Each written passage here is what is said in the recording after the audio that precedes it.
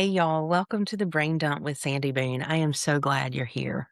Have you ever been told that you're too much, too emotional, too intense, too sensitive, too needy? Or maybe no one said it directly, but you learned it anyway. From the looks, from the silence, from people pulling back when you showed up fully. So you adjusted, you toned it down, you filtered yourself, you tried to take up less space. But here's the question that I want to start with. What if you were never too much? What if you just weren't in spaces that could hold you? I've been thinking about this a lot lately. I see it everywhere. I see it in clients, in conversations, in the quiet things people admit when they finally feel safe enough to say it out loud. I think I'm just too much for people. And that statement carries so much weight. Just this week, I was in conversation with a friend, and she was talking to me about how she learned that she was too much because she was driven. And this showed up in places from childhood through even when she owned her own business, which she still owns her own business. But she had fallen into the idea that if people don't like me, it must be because I'm too much. Or if I'm not getting my needs met consistently, I must be asking for too much.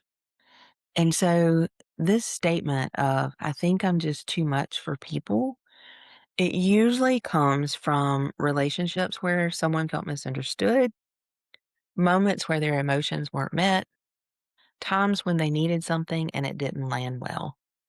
So they start to believe, I need to be less. And that gets overcoupled and they become less expressive, less honest, less visible. But here's what I want to gently challenge.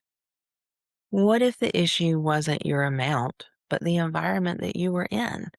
Humans don't just need connection. We need the capacity and the people and the spaces around us. We need people who can stay present when we're emotional, people who don't shut down when things get real, environments that don't make intensity feel like a problem to solve. And when that capacity isn't there, your normal human experience can feel like too much. Now, I'd like to interject here. I am not talking about narcissistic individuals or individuals that show up consistently trying to blow up the world. That is not what I'm talking about. I'm talking about people that are often overachievers or highly successful or perhaps even opinionated. Or, just because someone disagrees with us, it doesn't mean that we're too much because we don't hold the same space. Let's talk about this through a nervous system lens. Your system is wired for co regulation. And by co regulation, if I am experiencing extreme nervous system overload and you're in a calm place, we're not co regulating because I'm not regulated and you are. Co-regulation happens when both nervous systems are in a regulated space. We calm, we organize, we understand ourselves better in the presence of someone who can stay with us, not fix us, not shut us down, just stay. So when you bring big emotion, intensity, truth, and the person across from you gets overwhelmed, they withdraw, they minimize, or they try to rush you out of it, your system doesn't go, oh, I'm too much. It goes, this isn't being held. But over time, we internalize that mismatch and we believe that not being held is too much.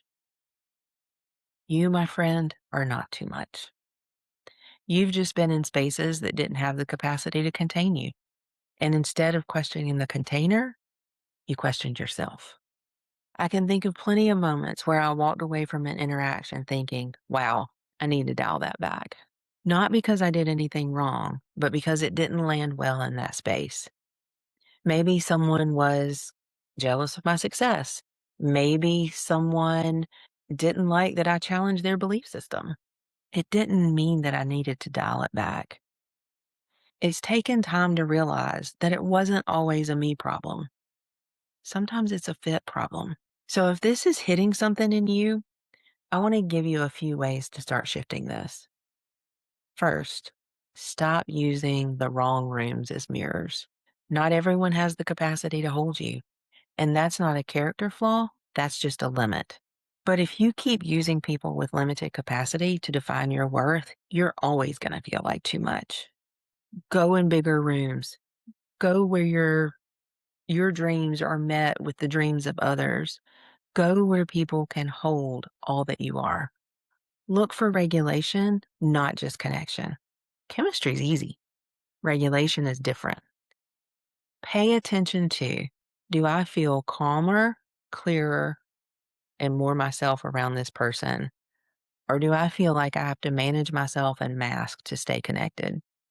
Third, name your needs without shrinking them. You don't have to present your needs perfectly to make them acceptable. The right spaces don't require you to dilute yourself to be received. Now, when you put your need out there, whomever you're talking with absolutely has the option to not meet that need. And sometimes that's not about you. Maybe even often it's not about you. But if you're in a relationship where someone consistently doesn't have the capacity to meet your need, probably need to rethink that relationship. I also encourage you to build better containers. It might be therapy. It might be coaching.